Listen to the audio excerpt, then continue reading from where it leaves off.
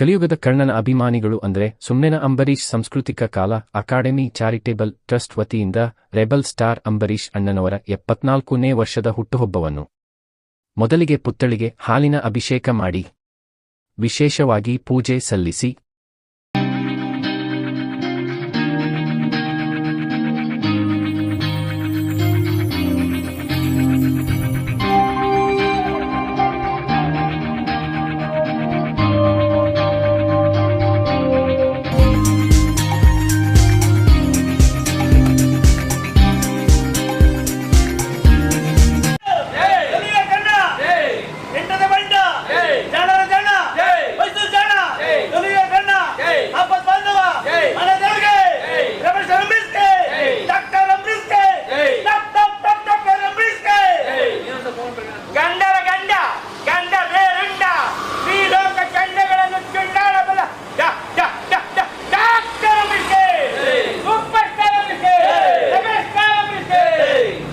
Cake ಕತ್ತರಿಸಿ rebel star Ambareesh ಅವರ ಹುಟ್ಟುಹಬ್ಬವನ್ನು ಆಚರಣೆ ಮಾಡಿ.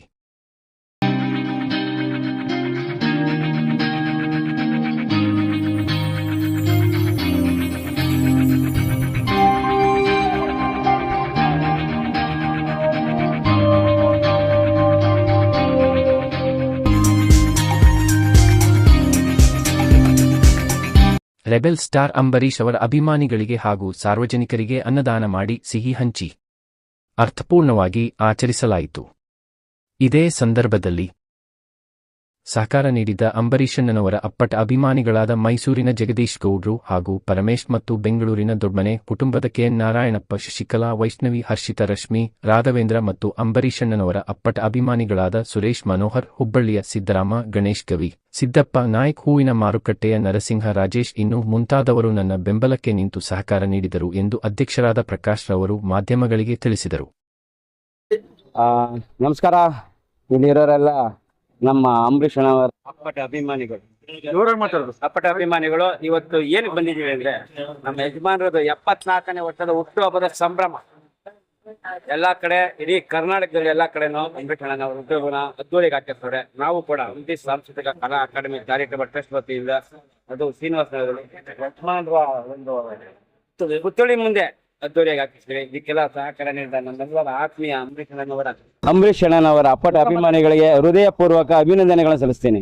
ಯಜಮಾನರು ಇಲ್ಲ ಅಂತ ನಾವು ಯಾವತ್ತೂ ಅನ್ಕೊಂಡಿಲ್ಲ. ಯಜಮಾನರು ಸಿನಿಮಾಗೆ ಹೋಗಿದ್ದಾರೆ, ಸಿನಿಮಾ ಮುಗಿಸ್ಕೊಂಡು ಬರ್ತಾರೆ ಅಂತಾನೆ ಇವಾಗ್ಲೂ ಅನ್ಕೊಂಡಿದ್ವಿ, ಮುಂದೆನೂ ಅನ್ಕೋತೀವಿ.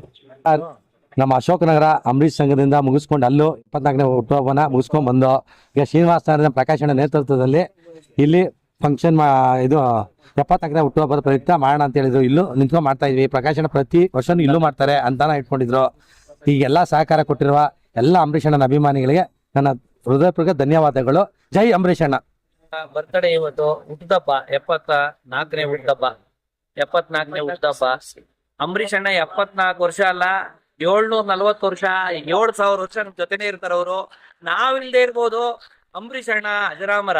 ಅವ್ರು ಮಾಡಿದಂತ ಒಳ್ಳೆ ಕೆಲಸಗಳು, ಅವ್ರು ಮಾಡಿದಂತ ಸಿನಿಮಾ ಆಗ್ಬೋದು, ಸಿನಿಮಾ ರಂಗ, ರಾಜಕೀಯ ರಂಗ ಎಲ್ಲಾದ್ರಲ್ಲೂ ಅದ್ಭುತ ಸಾಧನೆ ಮಾಡಿದ್ದಾರೆ. ಹಾಗಾಗಿ ಈಗ ಡಿ.ಕೆ. ಶಿವಕುಮಾರ್ ಒಕ್ಕಲಿಗರವರು ಅವರು ಮುಖ್ಯಮಂತ್ರಿ ಆಗ್ತಾ ಇದ್ದಾರೆ. ಇನ್ನೇನ್ ಕೆಲವೇ ದಿನಗಳ ಪ್ರಮಾಣ ವಚನ ತಗೋತಾ ಇದ್ದಾರೆ.